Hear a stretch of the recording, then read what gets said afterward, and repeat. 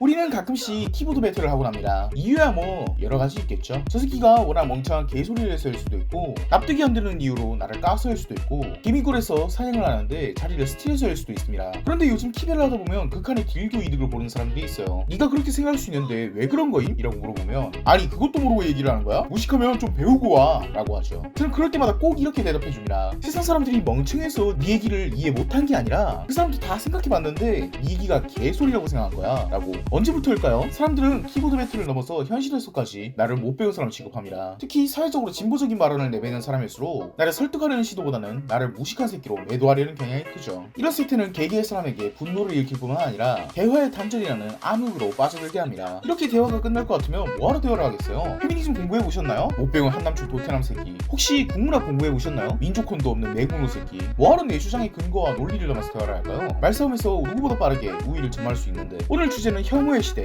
소통의 단절편입니다. 대화는 가끔 말싸움으로 이어지기도 합니다. 대부분의 말싸움은 토론이라는 온건한 일로 포장되지만 그냥 상대를 더 빡치게 만들겠다는 심리가 드러나죠. 말싸움은 사실 스포츠입니다. 진짜로 상대가 개빡치면 그냥 죽방을 갈기는 것이 편하죠. 그런데 사람들이 보고 있거나 펀치를 날릴 수 없는 상황이면 우리는 아가리 배틀이라는 스포츠로 대결을 해야 해요. 인터넷 커뮤니티 같이 관중이 많고 물리적으로도 먼 상황일 때 말파이트라는 스포츠는 그 빛을 발합니다. 이런 싸움에서는 내가 너보다 우월하다는 것을 드러내야만 합니다. 예를 들어서 부먹이랑 찍먹이 대결을 한다고 하죠. 부먹이 더 맛있다거나 찍먹이 더 바삭하다라는 논거를 내는 싸움은 17세기의 비루한 유산에 불과해요. 1600년대까지만 해도 토론은 논리를 통해 상대와 싸움을 하는 것이었지만, 과학과 예술의 아버지, 그 이름도 유명한 쇼펜하우어의 유고, 논쟁에서 이기는 38가지 방법 이후로 세상은 바뀌었습니다. 쇼펜하우어는 논리와 토론을 별개로 보았습니다. 논리는 내 이야기를 정합하게 펼치는 것이지만 토론은 상대를 말팔로 찍어 누르는 것이란 말이에요. 내 이야기와 논리 정연하면 토론을 이길 확률이 높아지지만 쇼펜하우어의 토론술을 익힌 사람에게는 무용지물일 겁니다. 이 논쟁에서 이기는 38가지 방법은 매우 다양한데, 첫 번째, 이야기를 확대 해석하라. 도축은 비윤리적이다 라고 주장하는 사람에게, 그러면 우리 아이들이 비타민 B가 없어서 병들어야 한다는 거냐? 라고 확대 해석해서 공격하라는 것이죠. 11번째, 개개의 사실에 동의한 상대를 보편적인 진리에 동의한 것으로 만들어라. 당신은 여성이 차별받는데 동의하죠? 당신은 한국이 가부장적 사회라는데 동의하죠? 당신은 성평등이 이루어져야 된다고 믿죠? 당신은 그러면 페미니스트입니다. 와 같이 작은 의견들에 대한 동의를 큰 집합에 대한 동의로 만드는 방법이죠. 부먹과 찍먹 논쟁에서도 이 38가지 기술은 유용합니다. 30번째, 이성이 아닌 권위에 호소하라. 유재석도 탕수육 찍어 먹는데? 19번째, 논쟁의 진행을 방해하고 논의를 돌려라. 탕수육이 눅눅해져서 싫으면 그럼 콘프레이크도 찍어 먹겠네? 쇼펜하우어의 이 토론술은 150여 년이 지난 지금까지도 유용하겠습니다. 물론 저자 본인도 이런 토론은 무의미하고 비논리적이니 지양하라고 하지만, 어차피 비논리적인 병신 같은 토론이라면 승리한 병신이라는 말도 있잖아요. 전쟁에서 의무병을 쏘지 말라는 규범이 있지만 전쟁 상황에서 의무병한테 천상의 보호막이 있는 거 아닌 이상 총 맞으면 죽는 건 똑같습니다. 그러니 우리는 토론술이라는 총을 잘 이해하고 닦을 필요가 있는 겁니다. 그럼 우리는 공부하세요란 말이 어떤 토론술에 기반하는지 알아야 승리할 수 있겠죠. 바로 32번째, 상대의 주장을 증오의 범주 속에 넣어라입니다. 우리는 서로 욕 배틀을 할 때도 있지만 페이스북이나 인스타그램 같은 곳에서 패드립을 갈길 수는 없으니 비교적 온건하게 토론을 할 때가 있습니다. 예를 들면 퀴어 프레이드 문제를 예로 들 수 있겠네요. 한 온건한 사람이 있습니다. 이 김씨는 게이 프라이드는 이해하지만 마신으로 행진을 하는 음란한 퍼레이드 문화는 이해할 수 없는 사람이라고 치죠. 퀴어 프레이드는 번화가에서 열어야만 한다라고 주장하는 사람에게 적어도 번화가에서 행진을 하려면 음란성을 제거해야 되지 않냐라고 묻습니다. 하지만 그에게 돌아오는 대답은 게이 프레이드의 취지가 뭔지 알고 말씀하시는 건가요? 이렇게 혐오적인 이야기를 하러 오다니 호모포비아시네요 였죠. 이런 키베 패턴에 질린 사람들이 많을 겁니다. 이걸 이해를 못하다니 퀴어에 대해서 공부도 안 하고 온 거야?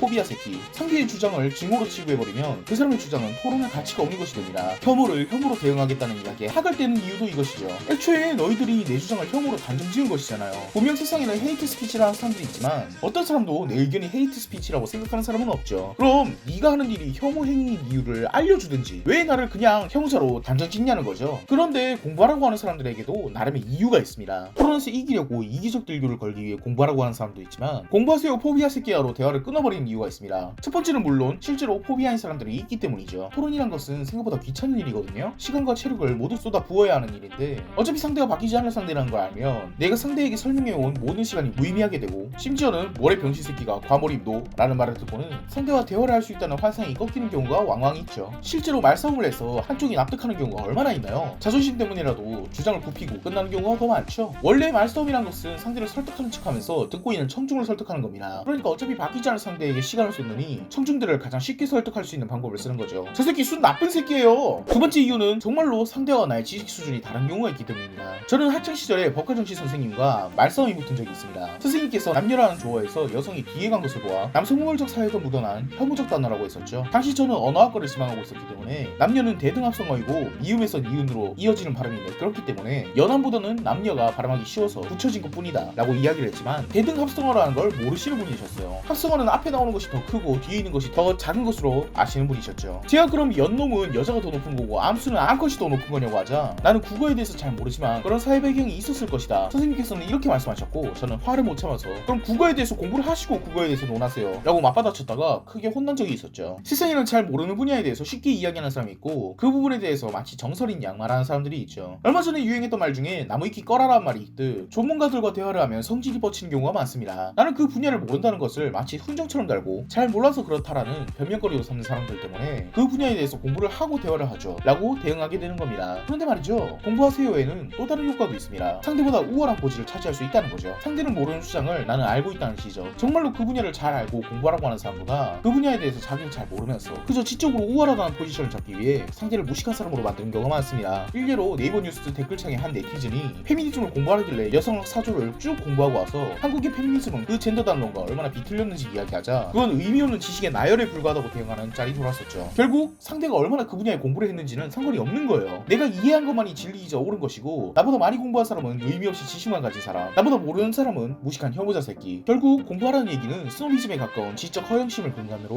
내 이야기만 맞다라는 꼰대질을 한 것뿐이죠. 사실 우리는 정말로 많이 하는 사람이 공부를 하고 와서 급을 맞추고 오세요 라고 하는 것은 분노하지 않습니다. 의사랑 의학 지식 키보드 배틀을 붙으려면 적어도 간호학과 정도는 나와야 하는 거 아니겠어요? 우리가 진짜로 분노하는 건 나를 보고 무식한 사람이라고 말하는 새끼가 있는데 심지어 자신의 사상의 레퍼런스가 아무리 봐도 나무위키, 트위터, 유튜브인 것 같을 때잖아요. 그냥 승리하기 위해서 나를 무지한 사람으로 만드는 것이 느껴질 때 그때 우리는 느끼게 됩니다. 아, 이 사람은 어차피 나와 대화할 생각이 없었구나. 자기 말만 맞다고 생각하는 것 뿐이었어. 4년 전쯤에 시작한 쿨찜 문화, 어떤 것에 몰입하고 있는 사람에게 과몰입하지 말라고 하고 조금이라도 긴 얘기를 하면 왜 이렇게 불탐이라고 하며 조금이라도 이해가 안 되는 얘기를 하면 내 다음 찐따라고 하는 문화는 키보드 배틀의 가성비 드립으로 시작되었습니다. 상대가 길게 반박을 해나갈 때 몇 단어만으로 상대를 화나게 했다면 드림 노리기 위해서 쉽게 승리했으니 가성비가 좋은 싸움이란 거죠. 뭔가 고리타분한 옛날 얘기라면 그냥 한 글자로 가성비 좋게 이길 수 있습니다. 틀! 이런 문화에 담긴 사상은 단순합니다. 나는 이성적인 승리하는 사람이고 너는 분노한 찐따로 만들고 싶다. 네 이야기? 그거에 누가 관심이 있는데? 이런 가성비 토론, 쿨찜 문화와 함께 위에서 계속 설명한 무식한 사람으로 매도하기 토론법은 그냥 대화를 하지 않는 사회로 만들어버립니다.